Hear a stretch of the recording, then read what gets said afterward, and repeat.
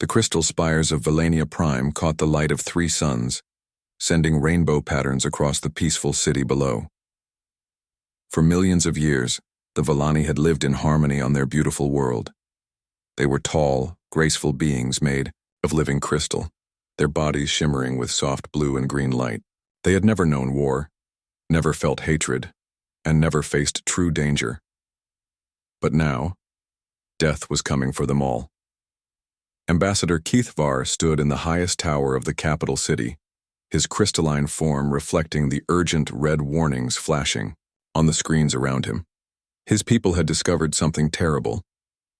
A cosmic storm was heading straight for their star system, and there was no way to stop it. The void storm, as their scientists called it, was not like any normal space weather.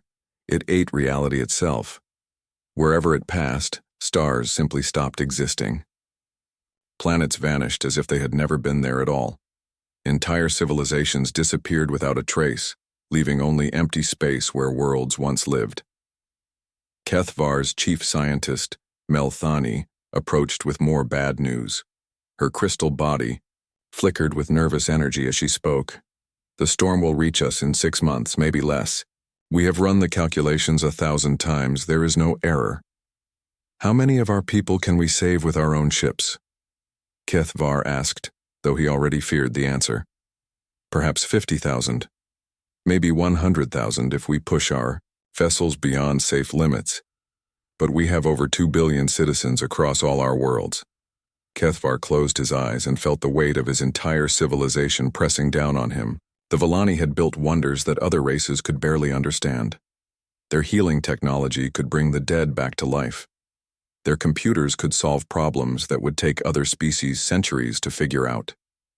They had even learned to transfer their consciousness between bodies, making them nearly immortal. But they had no weapons. No warships, no soldiers. They had never needed them. "We must ask for help," Keithvar decided. "Send our plea to every civilization in the galaxy. Offer them our greatest treasures in exchange for evacuation ships." Melthani's light dimmed with worry. "Do you think they will help us? We have little contact with the other races. They see us as strange, perhaps even frightening." "They must help us," Keithvar said. "No civilized being could watch an entire people die when they have the power to save them." The message went out across the galaxy that same day. Keithvar stood before the great transmitter, his words carried by quantum waves to every major civilization among the stars. "People of the galaxy, I am Keithvar, speaking for all Valani. Our world faces destruction by a cosmic force we cannot fight or flee from alone. We humbly ask for your aid in evacuating our people. In return, we offer our most advanced technologies, our healing machines that can cure any disease, our consciousness transfer systems that grant eternal life, our reality stabilizers that can fix broken space itself. Please, we beg you, help us save our people." The first response came from the Altarian Trade Federation within hours. Keithvar felt hope rise in his crystal heart as he opened the message. "The Altarian Trade Federation acknowledges your request for assistance. Unfortunately, our shipping lanes are currently operating at full capacity for the next 18 months. We cannot spare vessels for emergency evacuation. We wish you success in your endeavors." The second response came from the mighty Zenthari Collective, rulers of 1,000 worlds. "The Zenthari Collective has reviewed your situation.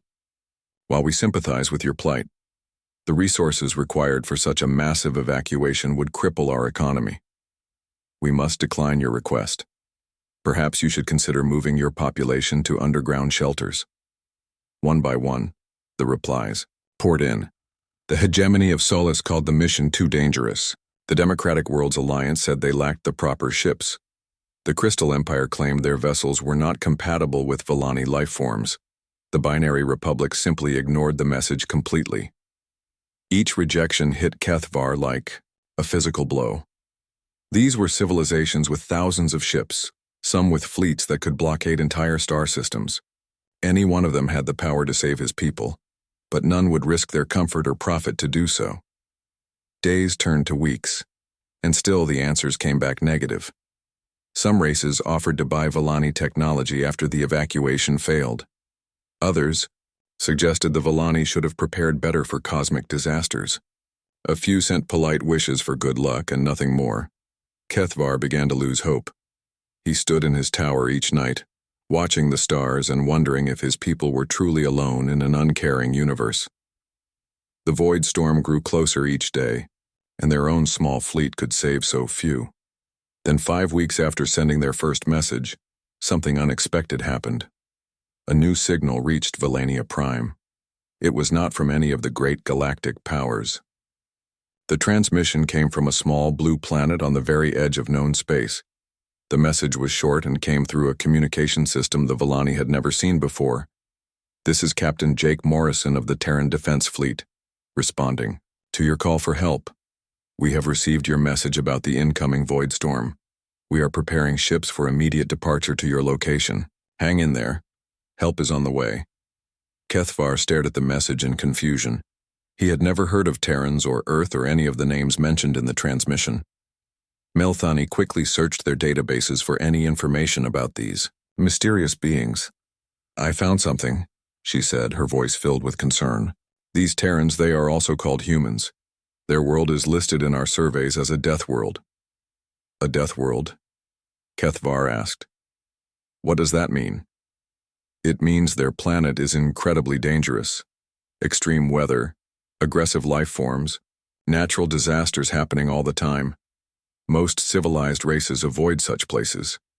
Any species that evolves on a death world becomes different, violent, unpredictable." Kethvar thought about this news.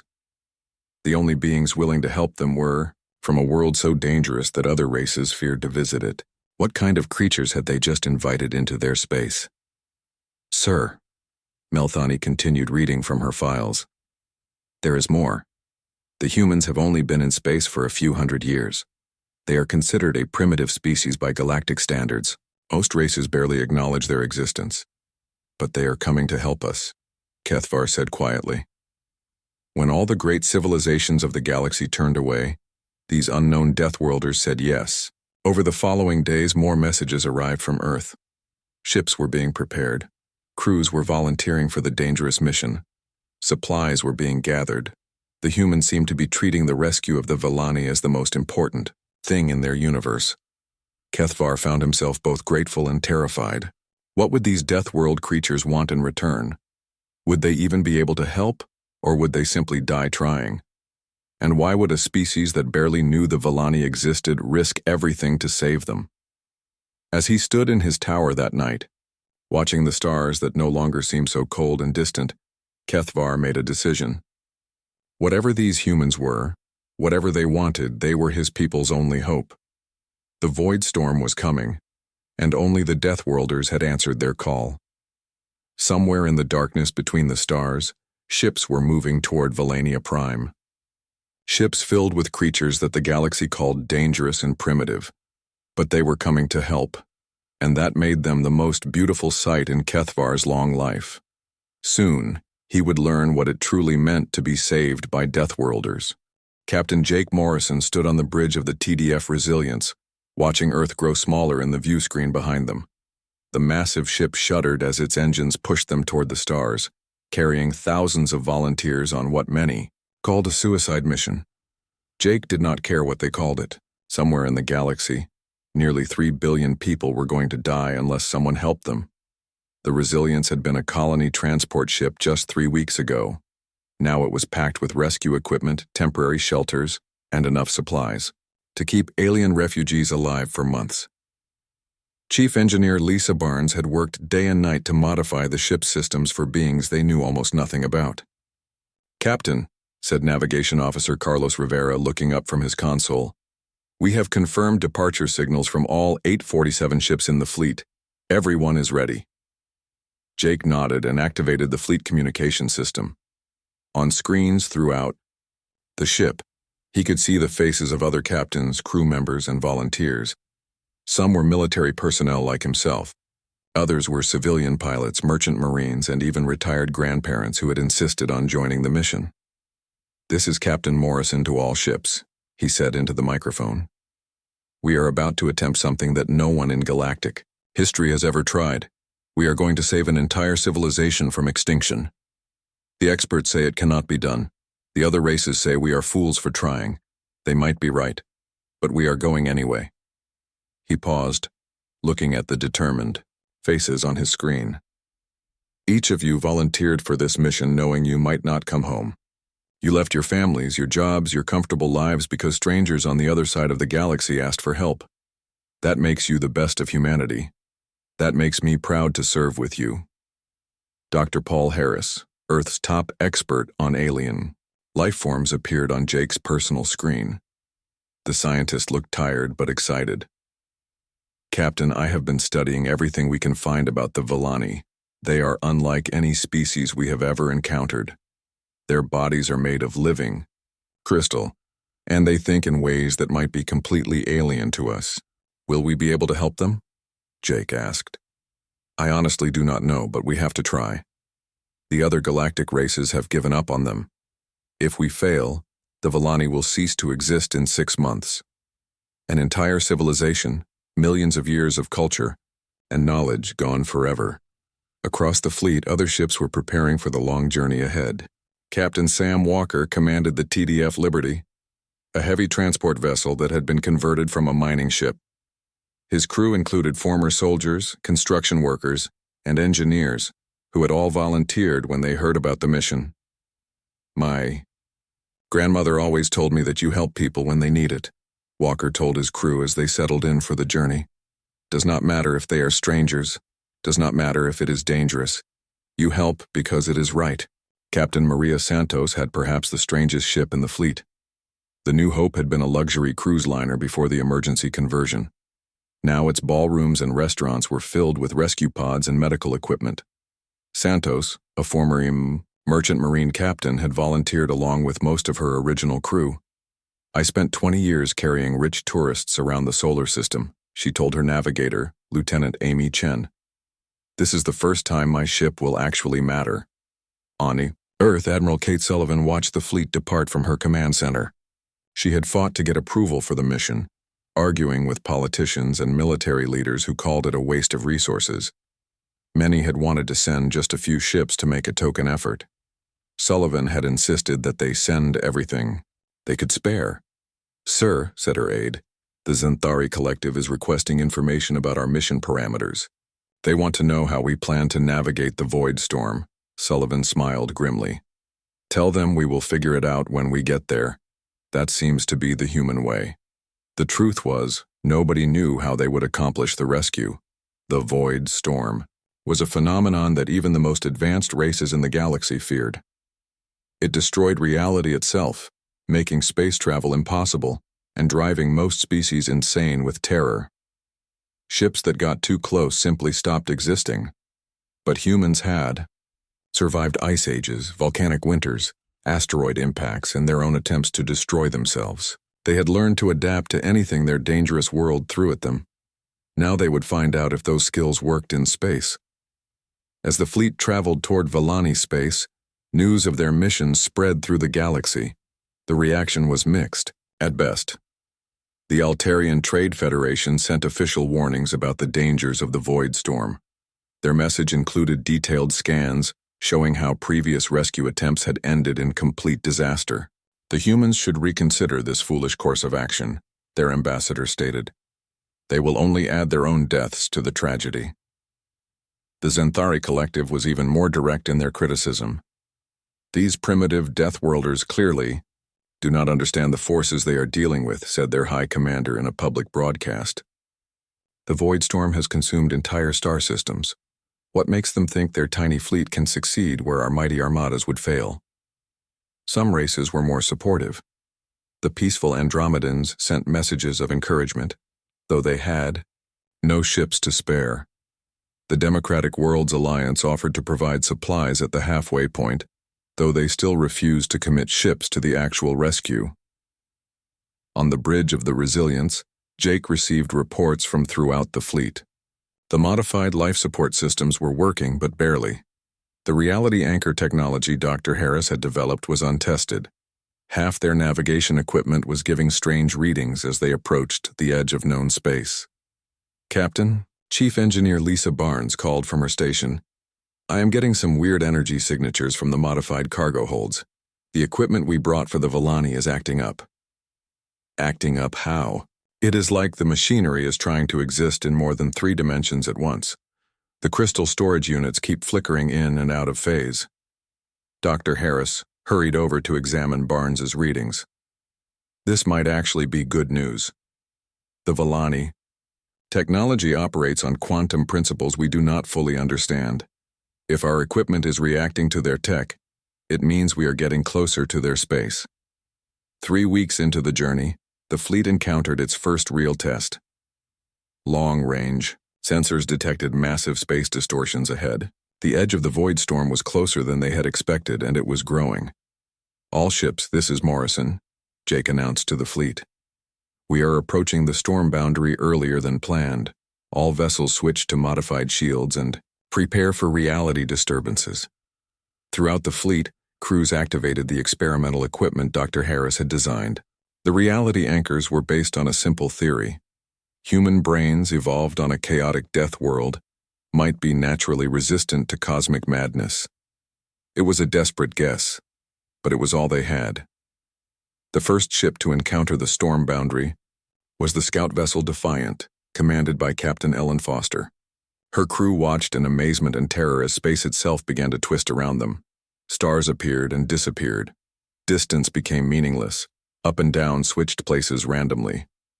Defiant to Fleet Command, Foster reported, her voice steady, despite the impossible sights around her. The reality anchors are working. Repeat, the anchors are holding. We are maintaining structural integrity in the storm boundary. A cheer went up throughout the fleet. The crazy human technology was actually working. They could survive in space that destroyed other races, but surviving the edge of the storm was just the beginning. They still had to navigate deeper into the cosmic nightmare, reach Villania Prime, and somehow evacuate 3 billion people before the storm consumed everything. As Jake watched the twisted space ahead of them, he thought about the message from Ambassador Keith Varr. An entire civilization was counting on them. The galaxy's great powers had given up, but humanity never learned how to quit. All ships prepare for full storm entry, he announced. We are going in. Behind them, Earth was already just a memory. Ahead lay either the greatest rescue in galactic history or the biggest disaster humanity had ever attempted. Either way, they were not turning back. The first ship to disappear was the cargo vessel Morning Star. One moment it was there on the fleet's sensors, the next, it simply was not. Captain Jake Morrison watched the empty space where the ship had been and felt his stomach drop. 43. People had just vanished without even a distress call. All ships maintain formation, Jake ordered into his microphone, trying to keep his voice steady. Do not deviate from the planned course. They had been traveling through the edge of the void storm for 6 days. Reality kept shifting around them in ways that made no sense. Sometimes the stars were blue instead of white. Sometimes gravity pointed sideways. Sometimes the fleet sensors showed ships that were not really there, or failed to show ships that were. Chief Engineer Lisa Barnes worked frantically at her station, monitoring the reality anchors that kept their ship stable. Sweat dripped from her forehead as she made constant adjustments to the equipment. Captain, the anchors are holding, but the power drain is massive. We are using 3 times more energy than we planned. Dr. Paul Harris stood beside her, studying readings that seemed to change every few seconds. The human brain patterns are definitely helping to stabilize local spacetime, he said. But the crew is getting exhausted. We need to find a way to reduce the mental strain. On the bridge, Navigation Officer Carlos Rivera was having his own problems. Sir, our navigation systems are going crazy. According to the computers, we are in 7 different locations at the same time. I am having to guide us by dead reckoning. Jake nodded grimly. Dead reckoning meant Carlos was navigating by instinct and experience rather than instruments. It was how ancient sailors had crossed Earth's oceans. But no one had ever tried it in twisted space where the normal rules did not apply. Throughout the fleet, other ships were facing similar problems. The converted luxury liner New Hope was experiencing reality storms that made its elegant dining rooms flicker between existing and not existing. Captain Maria Santos had her crew working in shifts to maintain the mental focus needed to keep their reality anchors working. This is like trying to stay sane while the universe goes insane around you, reported Lieutenant Amy Chen from her navigation post. The good news is that the passenger quarters are holding together. The bad news is that half my instruments think we are flying backwards through time. Captain Sam Walker on the TDF Liberty had perhaps the worst problems. His converted mining ship was carrying the heaviest equipment in the fleet, and the extra mass was making reality distortions worse. Entire sections of his ship kept phasing in and out of normal space. Walker to Fleet Command, he reported during one of their regular check-ins. We just lost contact with Cargo Bay 7 for 20 minutes. When it came back, all the equipment inside had aged 50 years.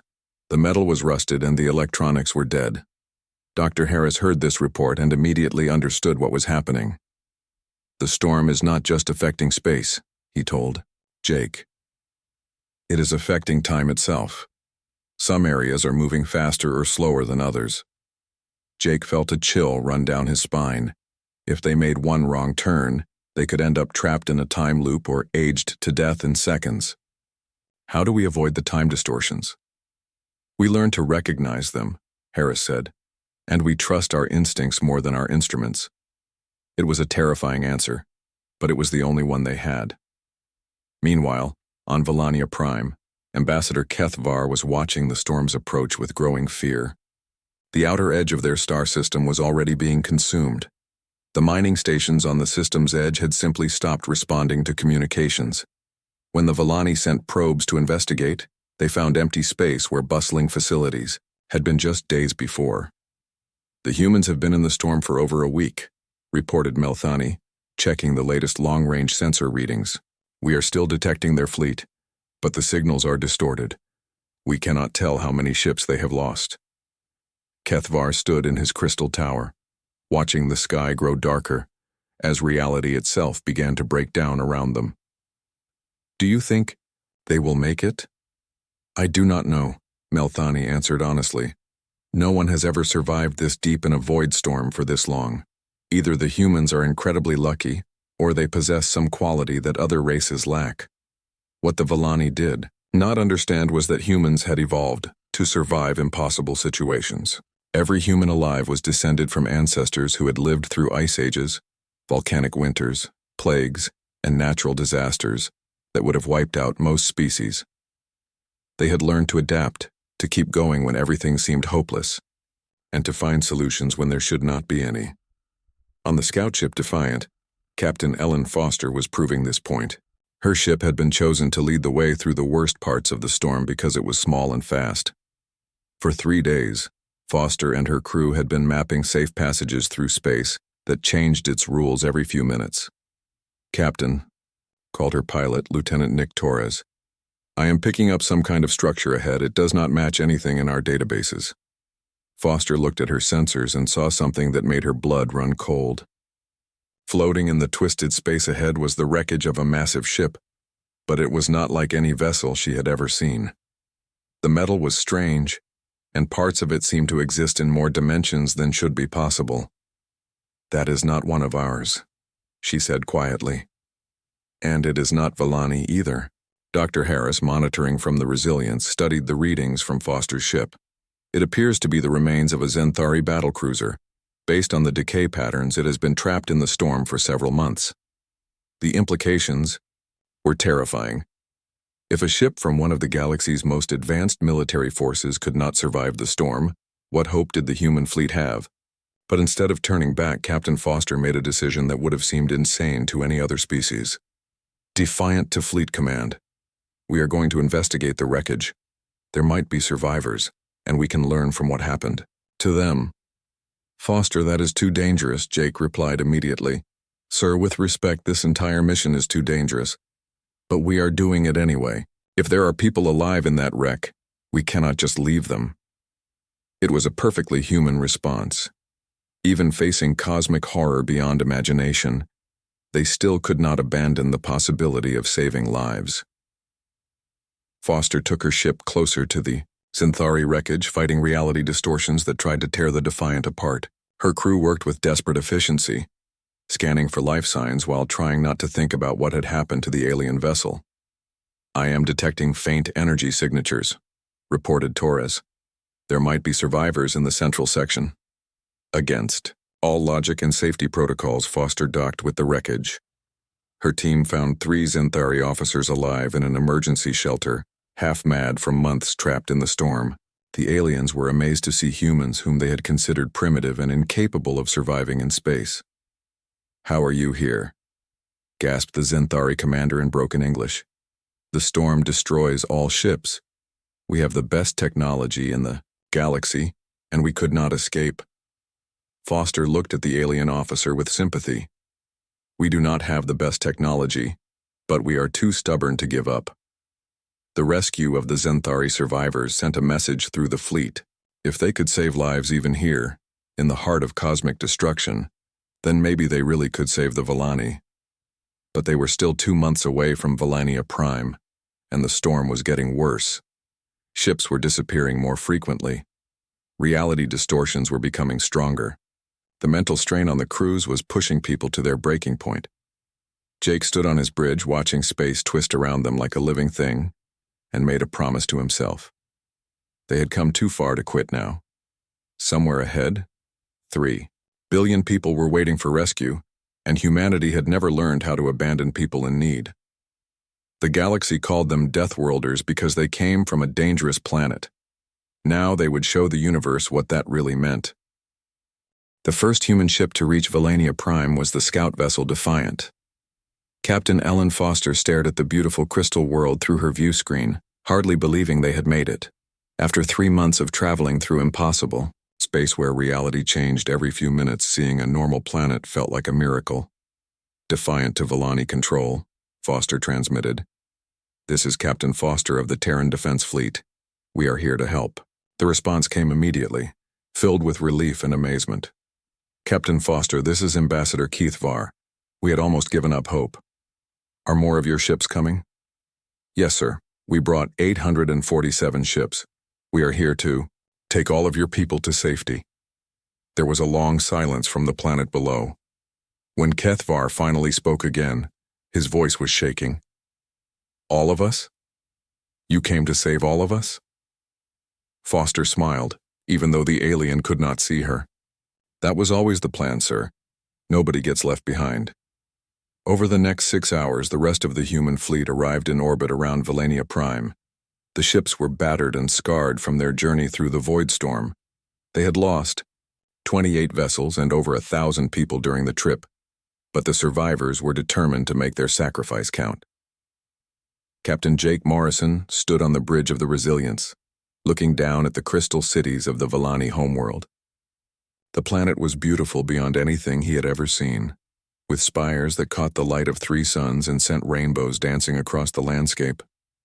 It broke his heart to know that in just a few weeks, this ancient world would be nothing but empty space.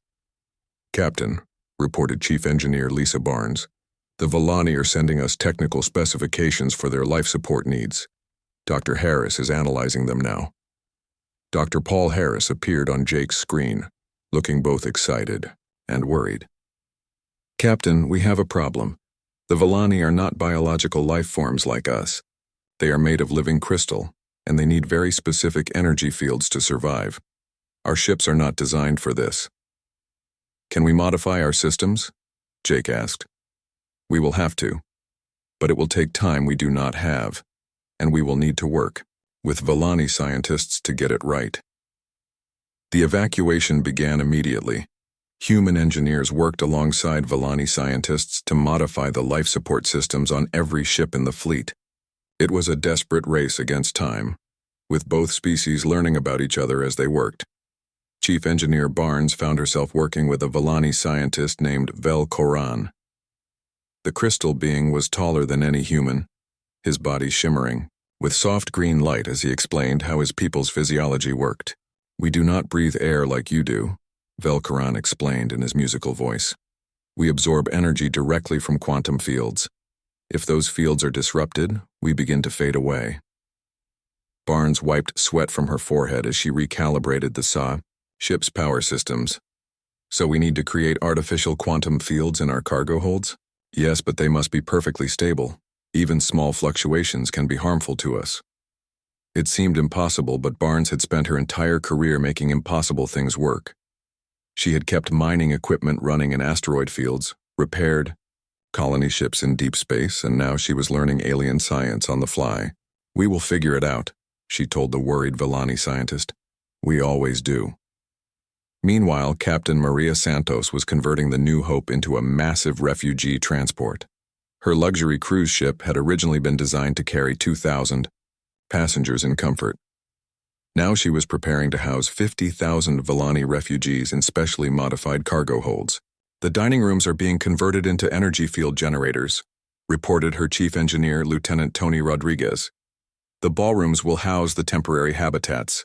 It is not going to be comfortable, but it will keep them alive. Santos nodded grimly. Comfort was not important right now. Survival was all that mattered. The evacuation itself was unlike anything ever attempted in galactic history.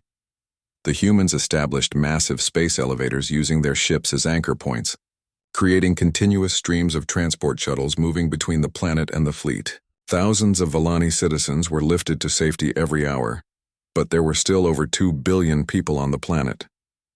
Captain Sam Walker had perhaps the most difficult job. His ship, the TDF Liberty, was responsible for evacuating the most remote Villani settlements.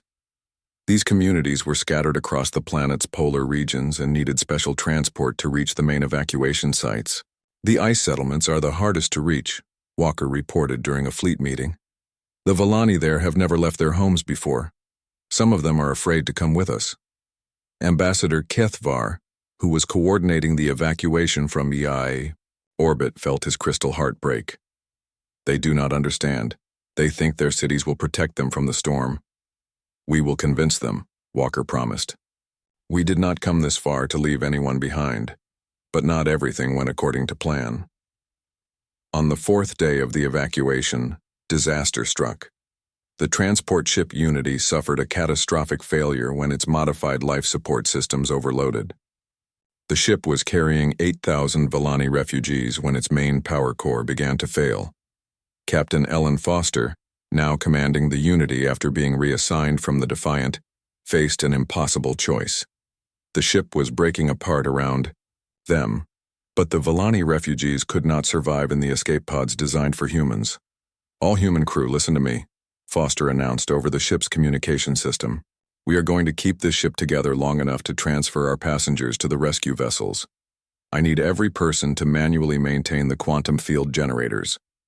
Her crew of 40 humans spread throughout the dying ship, each one holding a field generator steady by pure willpower and physical strength. They knew they were probably going to die, but they also knew that 8,000 innocent lives depended on them. For 6 hours, the crew of the Unity held their ship together through sheer determination. One by one, rescue shuttles arrived to take the Villani refugees to safety. As the last shuttle departed, the Unity finally broke apart, taking Captain Foster and her crew with it. The loss of the Unity and its crew sent shockwaves through both the human fleet and the Villani population. Kethvar had never seen such sacrifice before. These humans had given their lives for people they had never met, from a species they barely understood. Why? He asked Dr. Harris during one of their planning meetings. Why do your people do this? What do you gain from saving us? Harris was quiet for a long moment before answering. We do not gain anything. We save you because you need saving. That is what humans do. The evacuation continued with even greater urgency. The void storm was accelerating its approach, and reality was beginning to break down around the planet itself. The beautiful crystal cities flickered in and out of existence. Time moved differently in various parts of the world. Some areas aged rapidly, while others seemed frozen in time. Lieutenant Nick Torres, now commanding a transport shuttle, found himself evacuating a city where the buildings kept changing shape. This is Torres to Fleet Command, he reported. The city below us is shifting between different time periods. I can see the same buildings as they were 1,000 years ago, and as they will be in the future. Despite these impossible conditions, the humans kept working. They adapted to each new crisis, found solutions where there should not be any, and refused to give up no matter how bad things got. With just 72 hours left before the storm would consume Valania Prime completely, the evacuation was nearly finished. Over 2.79 billion Velani had been safely transported to the human fleet. Only a few thousand remained on the planet, mostly scientists and volunteers who were helping with the final stages of the operation. Ambassador Kethvar stood in his crystal tower one last time, looking out at the world his people had called home for millions of years. Soon it would be gone forever, but his civilization would survive. They would live because a species of Deathworlders had decided that every life was worth saving.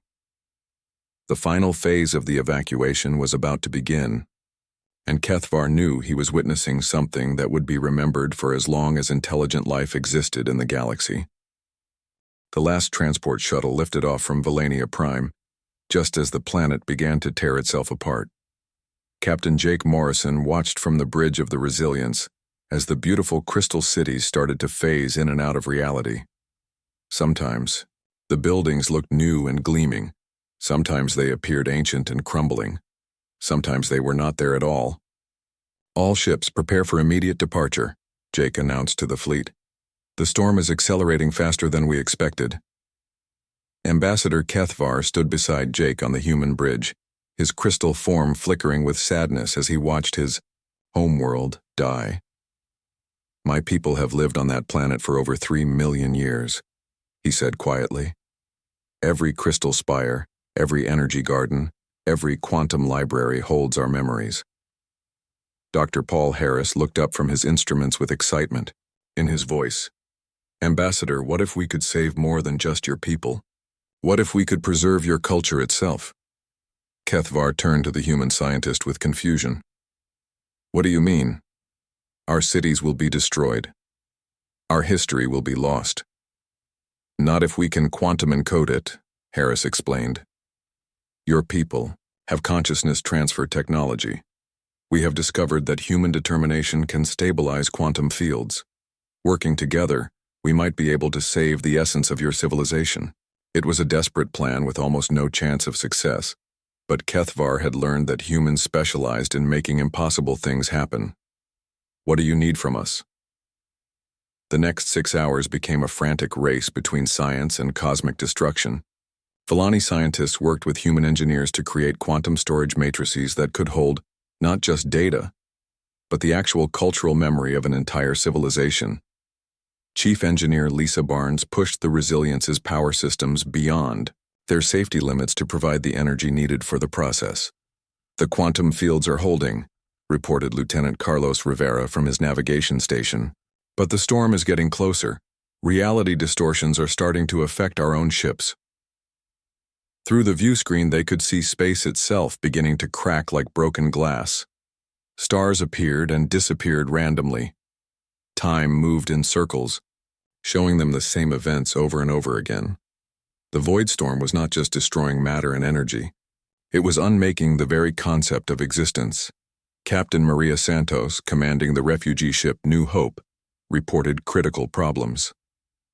"Morrison, we have 50,000 Valani aboard, and the quantum field generators are failing. The refugees are starting to fade." "Hold them together, Santos," Jake replied. "We are almost finished here." Throughout the fleet, human crews worked beyond exhaustion to keep their alien passengers safe. Lieutenant Tony Rodriguez collapsed at his post after maintaining a quantum field generator for 18 straight hours, but refused to be relieved. "These people trusted us to save them," he said as medical officers tried to take him to sickbay. "I am not letting them down." On the planet below, the final team of volunteers was racing to complete the cultural preservation project. Dr. Harris and Vel Karan, the Valani scientist, worked together in a crystal laboratory that kept shifting between different dimensions. Sometimes they were working in the present. Sometimes they found themselves in the laboratory as it had existed centuries ago. "The quantum matrices are almost full," Vel Karan reported, his crystal body glowing with effort. "We have stored the memory patterns of our greatest cities, our most important knowledge, and the consciousness imprints of our greatest leaders. Will it be enough to rebuild your civilization? Harris asked. It will be enough to remember who we were, Kethvar answered from the ship above. And that is more than we dared hope for when we first called for help. The final shuttle lifted off from Valania Prime carrying Dr. Harris, Velkaran, and the precious quantum storage devices. Behind them, the planet began to dissolve as the void storm finally reached it. The crystal cities turned to smoke and then to nothing. Mountains flattened into emptiness. The very air disappeared as reality itself was consumed. All ships, maximum speed, Jake ordered. Get us out of here. The human fleet fled from the expanding zone of destruction, carrying nearly 3 billion Valani refugees toward an uncertain future. They had succeeded in the evacuation, but now they faced a new challenge. Where could they take the survivors? What world could become home to an entire displaced civilization? The answer came from an unexpected source. As the fleet traveled away from the consumed Valani system, they received a message from the Galactic Council. The same organization that had refused to help with the rescue was now offering assistance to the refugees. This is Counselor Zeph Prima of the Altarian Federation, the message began. The Galactic Council has been monitoring your remarkable rescue mission.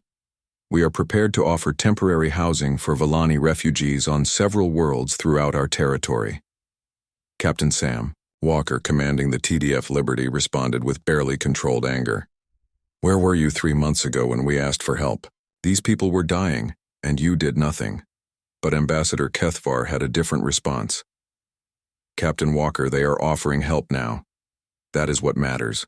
My people need homes, and we cannot provide those homes ourselves. It was a wise response, but Jake Morrison had a better idea. During their journey through the galaxy, human surveys had identified a perfect star system for the Valani. It had stable quantum fields, multiple habitable worlds, and no existing inhabitants. The system was located in neutral space, far from any major galactic powers. Ambassador, Jake said to Kethvar, what if we found you a permanent home instead of temporary housing? A place where your people could rebuild your civilization the way you want it to be? 6 months later, the planet that would become known as New Harmony was home to the galaxy's most unusual colony. The Valani had used their quantum technology and the preserved cultural matrices to build crystal cities that were both familiar and new. The spires caught the light of their new sun and sent rainbows dancing across landscape that was slowly being transformed into quantum gardens. But New Harmony was not just a Valani world. Thousands of humans had chosen to stay and help build the new civilization. Human engineers worked alongside Valani scientists to create technology that neither species could have developed alone. Human farmers learned to grow crops in quantum soil while Valani artists created crystal sculptures that existed in multiple dimensions. The children were the most amazing sight of all. Young humans and Valani played together in parks where reality was slightly flexible, where imagination could temporarily reshape the world around them.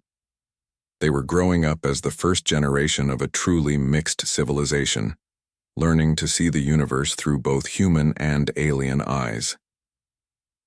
Captain Jake Morrison walked through the central plaza of New Harmony City 6 months after the evacuation, accompanied by Ambassador Kethvar. The crystal being had become one of his closest friends during the long journey to their new home. Do you ever regret leaving Earth? Kethvar asked as they watched human and Valani children playing together. Jake smiled, watching a human girl and a young Valani crystal being worked together to build a sculpture that glowed with its own inner light. I left Earth to save your people, but I think we saved each other. The news of New Harmony's success had spread throughout the galaxy. Other species that had refused to help during the evacuation were now asking to send ambassadors to the new world. The Zenthari Collective, embarrassed by their earlier refusal to help, had offered military protection for the colony. The Altarian Federation was requesting trade agreements. But the most important visitors came from Earth itself. A delegation, led by Admiral Kate Sullivan, arrived to establish formal diplomatic relations between humanity and the Valani civilization. During the ceremony, Sullivan made a speech that would be remembered throughout galactic history. When the Villani called for help, every major power in the galaxy turned away. They calculated the costs and decided it was too expensive, too dangerous, too difficult. But humans have never been good at mathematics when lives are at stake. We came because someone needed help. We stayed because we found friends. And we will continue to come whenever anyone in this galaxy calls for aid, no matter who they are or where they come from. Ambassador Kethvar stood before the assembled crowd of humans, Villani, and representatives from dozens of other species. His crystal form caught the light of New Harmony's sun as he spoke words that would change galactic politics forever. My people called out in desperation, and only the Deathworlders answered. They saved not just our lives, but our souls. They showed us that civilization is not measured by the power of your weapons or the advancement of your technology. It is measured by your willingness to help those who cannot help themselves. Today we formally announce the Human Villani Alliance. Together we will answer the calls for help that others ignore. As the ceremony ended and the twin suns of New Harmony set over the crystal spires and human habitats, Jake Morrison looked up at the stars and thought about the future. Somewhere out there, other civilizations might be facing extinction. Other species might be calling for help while the great powers turned away. But they would not be alone. The Deathworlders would come, and now they would bring friends. The age of galactic compassion had begun, and the universe would never be the same.